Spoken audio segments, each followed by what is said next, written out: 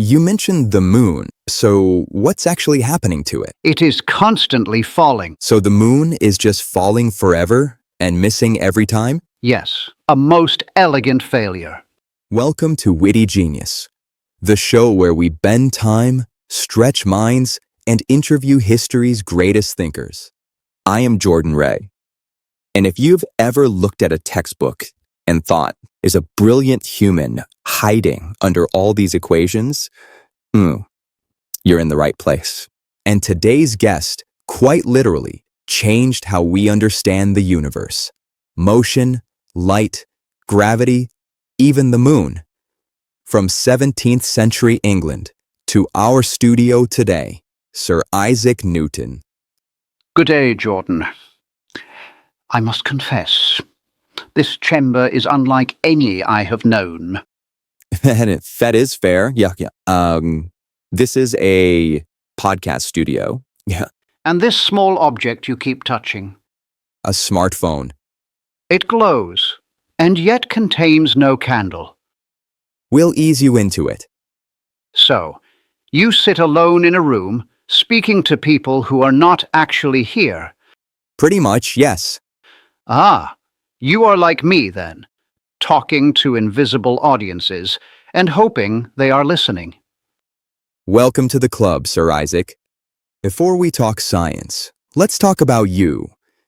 People imagine you as very serious, very intense, almost intimidating. Is that accurate? Quiet, yes. Intimidating? Only to those who interrupted my thinking. So, not the life of the party. I attended very few parties, voluntarily. Let's go back for a moment. You were born during a turbulent time in England. Your father passed before you were born. Your mother remarried, and you were raised by your grandparents in Woolsthorpe. That kind of solitude, did it make you cautious or curious? Curious. When one is alone long enough, the world becomes one's companion. I built small machines. I watched the wind, the light, the animals. I read obsessively. And I asked questions most people found inconvenient. Such as? Why things fall, why the moon does not, and why the universe behaves as though it follows rules, even when no one is watching. Let's fast forward. You're at Cambridge, and then 1665 hits. The plague shuts down the university. Most people are terrified, but you return home. Yes. The world grew very quiet. Most feared that silence. I welcomed it. No lectures, no exams, no expectations, only thoughts. Historians say that quiet stretch became one of the most productive periods in human history. Calculus, early ideas on gravity, optics, all bubbling in your head while you're stuck at home. I had very little else to do, and much to think about. And somewhere in all that quiet, there was a tree. Ah, yes, the tree. All right, we have to talk about the apple. Did it really hit you on the head? If it had, I assure you, this conversation would be far shorter. So no concussion-based enlightenment. Sadly, no, only observation. Millions of people saw apples fall. You noticed one and didn't let it go. When one has limited entertainment, one tends to overthink fruit. Fair enough. So what was different in how you looked at that apple? Most people see a fall and think, that is what apples do. I saw a fall and wondered what commanded it to do so. So help us understand this. Why did that apple matter so much in your thinking? Because it did not choose to fall. Something pulled it.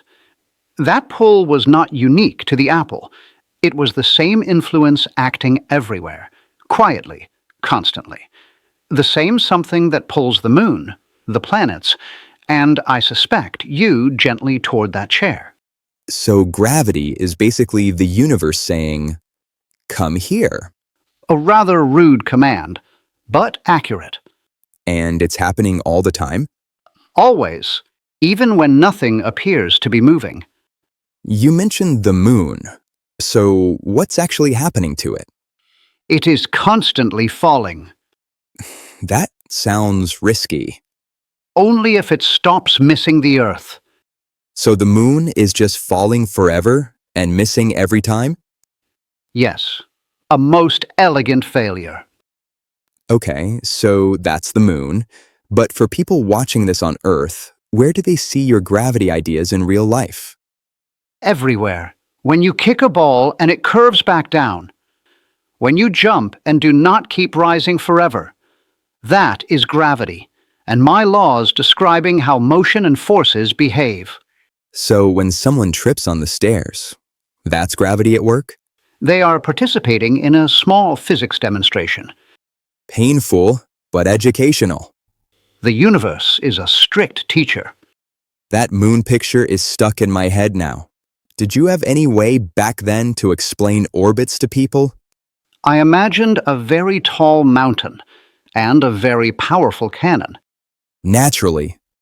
If you fire gently, the cannonball flies forward and quickly falls back to Earth. More speed, it flies farther before it lands. Give it exactly the right speed, and it falls and falls, but the Earth curves away beneath it at the same rate. It never hits the ground. It is always falling and always missing. So that's an orbit, a sideways fall that never quite finishes. Precisely. Sideways falls, moons, cannonballs, but you didn't stop at pictures in your head. You turned all of this into a rule, with numbers, didn't you? Naturally. Once you see the pattern, you wish to know exactly how the pole changes with distance. And this is where math shows up. Uninvited. You realized gravity gets weaker with distance. Precisely. Double the distance. 4 times weaker. Like a lamp that looks dimmer as you walk away. Not because it weakens, but because its light spreads across more and more space. Which explains why I'm not stuck to the ceiling. You may thank distance for that mercy. Your ideas didn't just live in old books. They led to rockets, satellites, space travel, and so many things in the modern world. You mean my work helps objects escape the Earth? Regularly. Have humans reached the moon Yes, and survived? mostly. Then we have much to discuss. I'm looking forward to it. Next time on Witty Genius, Sir Isaac Newton breaks down his 3 laws of motion without the textbooks. Why objects resist being pushed. Why rockets move forward when fire goes backward. And why every action insists on a reaction. Don't just read history, interview it. Thanks for listening. See you next time.